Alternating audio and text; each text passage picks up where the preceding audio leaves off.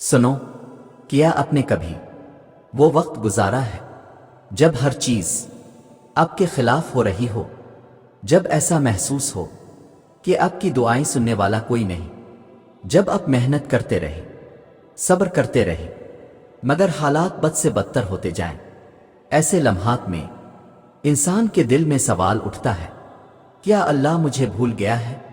یہ وہی لمحہ ہوتا ہے جب آپ کے صبر کا امتحان لیا جا رہا ہوتا ہے، جب اللہ آپ کو پرکھ رہا ہوتا ہے کہ آپ اس آزمائش میں ثابت قدم رہتے ہیں یا نہیں۔ لیکن جو لوگ اللہ کی رحمت پر یقین رکھتے ہیں، ان کے لیے آزمائش کے بعد اللہ کی مدد ایسی آتی ہے کہ ساری مشکلات ختم ہو جاتی ہے۔ اللہ جب کسی کی مدد کے لیے فرشتے بھیجتا ہے، جب اس کے لیے دروازے کھولتا ہے، تو اس سے پہلے کچھ نشانیاں ظاہر کرتا ہے۔ اگر آپ ان نشانیوں کو پہچان سکیں تو آپ کو معلوم ہو جائے گا کہ اب آپ کے حالات بدلنے والے ہیں، اب آپ کی مشکل ختم ہونے والی ہے۔ اللہ کی مدد سے پہلے سب سے پہلی نشانی یہ ہوتی ہے کہ آزمائش شدید ہو جاتی ہے، حالات پہلے سے زیادہ خراب ہو جاتے ہیں۔ وہی لوگ جو پہلے ساتھ کھڑے تھے وہی آتے ہیں۔ جس کام میں آپ کی کامیابی ہونے والی ہوتی ہے، وہ آخری لمحے پر رک جاتا ہے۔ یہی وہ لمحہ ہوتا ہے جب شیطان وسوسے ڈالتا ہے، جب انسان کے اندر مایوسی پیدا ہونے لگتی ہے، جب صبر کی آخری حد آ جاتی ہے۔ لیکن حقیقت میں یہی وہ لمحہ ہوتا ہے جب اللہ کی مدد بالکل قریب ہوتی ہے۔ قرآن میں اللہ فرماتا ہے، کیا تم یہ سمجھتے ہو کہ جنت میں داخل ہو جاؤ گے حالانکہ تم پر وہ حالات نہیں آئے جو تم سے پہلے ایمان والوں پر آئے تھے؟ ان پر سختیاں آئیں، مصیبتیں آئیں، یہاں تک کہ رسول اور ایمان والے چیخ اٹھے کہ اللہ کی مدد کب آئے گی؟ خبردار، بے شک اللہ کی مدد قریب ہے۔ یہاں غور کریں کہ اللہ کہہ رہا ہے کہ رسول اور ایمان والے تک بے چین ہو گئے تھے، لیکن اللہ نے فرمایا کہ مدد قریب ہے۔ اس کا مطلب یہ ہے کہ جب آپ کے صبر کا آخری امتحان لیا جا رہا ہوتا ہے، تب ہی مدد کے دروازے کھلنے لگتے ہیں۔ اب سوچیں، اگر آپ نے اس آزمائش میں ہمت ہار دی، اگر آپ نے اللہ سے امید چھوڑ دی، تو کیا ہوگا؟ آپ وہ کامیابی نہیں دیکھ پائیں گے جو آپ کے لیے لکھی جا چکی تھی۔ یہ وہ وقت ہوتا ہے جب عام انسان ہار مان لیتے ہیں، مگر جو لوگ اللہ پر یقین رکھتے ہیں وہ ثابت قدم رہتے ہیں۔ اگر یوسف علیہ السلام کو قید میں ڈال دیا گیا تھا تو کیا وہ وہاں ہمیشہ رہے؟ اگر موسیٰ علیہ السلام کو سمندر کے کنارے دشمن کے بیچ لا کھڑا کیا گیا تھا تو کیا اللہ نے ان کے لیے راستہ نہیں بنایا؟ اگر مریم علیہ السلام پر اتنی بڑی آزمائش آئی تھی تو کیا اللہ نے انہیں بے سہارا چھوڑا؟ یہی اصول آپ کی زندگی میں بھی ہے۔ اگر آپ کی مشکلات حد سے بڑھ چکی ہیں، اگر ہر راستہ بند لگ رہا ہے، تو گھبرائیں نہیں۔ یہ اس بات کی علامت ہے کہ اللہ کی مدد بہت قریب ہے۔ اب سوال یہ ہے کہ یہ مدد کیسے محسوس ہوگی؟ کیسے پتہ چلے گا کہ اللہ نے ہمارے لیے فیصلہ کر لیا ہے؟ تو سنو، جب مشکل وقت حد سے بڑھ جائے، جب آزمائش ناقابل برداشت لگنے لگے، جب ہر طرف اندھیرا ہو اور امید کی کوئی کرن نظر نہ آئے، تو یہ وہ لمحہ ہوتا ہے جب اللہ کی مدد بس آنے ہی والی ہوتی ہے۔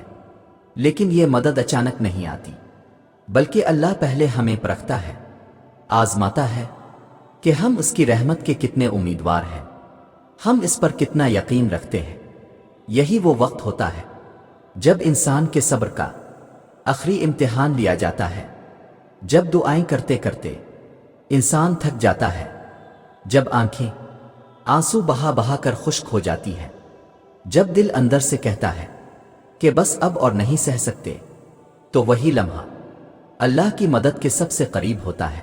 یہاں پر غور کریں، یعقوب علیہ السلام نے اپنے بیٹے یوسف علیہ السلام کو کھو دیا، برسوں تک وہ اپنے بیٹے کے غم میں روئے، ان کی بینائی تک چلی گئی، لیکن وہ امید نہیں ہارے۔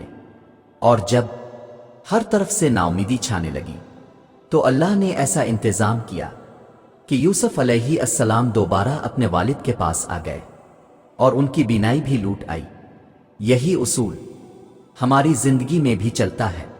اللہ آپ کو اس وقت تک آزماتا ہے جب تک کہ آپ کا صبر اپنی انتہا کو نہ پہنچ جائے۔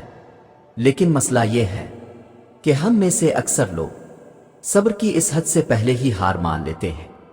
ہم جلدی نتیجہ چاہتے ہیں، ہم چاہتے ہیں کہ جیسے ہی ہم دعا کریں فوراً جواب ملے، لیکن اللہ ہمیں سکھانا چاہتا ہے کہ اگر کامیابی حاصل کرنی ہے تو انتظار کرنا سیکھو، استقامت اختیار کرو۔ قرآن میں اللہ فرماتا ہے اور صبر کرو، بے شک اللہ صبر کرنے والوں کے ساتھ ہے۔ یہ آیت ہمیں یاد دلاتی ہے کہ جب ہم اپنی تمام تر کوششیں کر چکے ہوں، جب ہم اپنی پوری محنت لگا چکے ہوں اور پھر بھی نتائج نہ مل رہے ہوں، تو اس کا مطلب یہ نہیں کہ ہماری کوششیں ضائع ہو گئیں، بلکہ اس کا مطلب یہ ہے کہ اللہ ہمیں وہ بہترین وقت دینے والا ہے جو ہمارے حق میں سب سے بہتر ہوگا۔ آپ نے سنا ہوگا کہ بعض اوقات ہم جو چاہتے ہیں وہ ہمیں نہیں ملتا، لیکن جو ملتا ہے وہ ہماری توقعات سے بھی زیادہ بہتر ہوتا ہے۔ اور یہ حقیقت ہے، جب اللہ آپ کی آزمائش ختم کرنے کا فیصلہ کر لیتا ہے تو وہ دروازے کھول دیتا ہے جہاں سے آپ نے کبھی سوچا بھی نہیں ہوتا۔ یہ وہ لمحہ ہوتا ہے جب ایک ایسے شخص کی مدد آتی ہے جس کے بارے میں آپ نے کبھی نہیں سوچا تھا۔ یہ وہ لمحہ ہوتا ہے جب کوئی ایسا موقع ملتا ہے جو آپ کی زندگی بدل دیتا ہے، حالانکہ پہلے وہ راستہ بند نظر آ رہا تھا۔ یہ وہ لمحہ ہوتا ہے جب آپ کے لیے ایک نیا راستہ بننے لگتا ہے، جبکہ آپ نے سمجھا تھا کہ سب کچھ ختم ہو گیا ہے۔ قرآن میں اللہ فرماتا ہے، اور جو اللہ سے ڈرتا ہے اللہ اس کے لیے راستہ نکال دیتا ہے اور اسے ایسی جگہ سے رزق دیتا ہے جہاں سے اسے گمان بھی نہ ہو۔ یہ آیت ہمیں سمجھاتی ہے کہ جب ہم اللہ پر بھروسہ رکھتے ہیں، جب ہم اس کے حکم کے مطابق زندگی گزارتے ہیں، تو وہ ہمارے لیے ایسی جگہوں سے وسائل فراہم کرتا ہے جن کا ہم نے کبھی سوچا بھی نہیں ہوتا۔ اب اپنے ماضی پر غور کریں، کیا ایسا نہیں ہوا کہ جب آپ کسی مشکل میں تھے اور آپ نے سوچا تھا کہ اب کوئی راستہ نہیں، تب اچانک کوئی مدد آئی، کسی نے ہاتھ تھاما، کوئی ایسا موقع ملا جس نے زندگی بدل دی؟ یہی اللہ کی مدد کی نشانی ہوتی ہے۔ جب آپ کو لگے کہ مشکلات حد سے بڑھ رہی ہے، جب ہر دروازہ بند ہو رہا ہو، تو صبر کریں، کیونکہ یہ اللہ کی مدد کے قریب ہونے کی علامت ہے۔ جب آپ دیکھیں کہ غیر متوقع طور پر چیزیں بہتر ہونے لگ رہی ہیں، تو اللہ کا شکر ادا کریں، کیونکہ اس نے آپ کی دعائیں قبول کر لی ہیں۔ اللہ فرماتا ہے، اگر تم شکر کرو گے تو میں تمہیں اور زیادہ دوں گا۔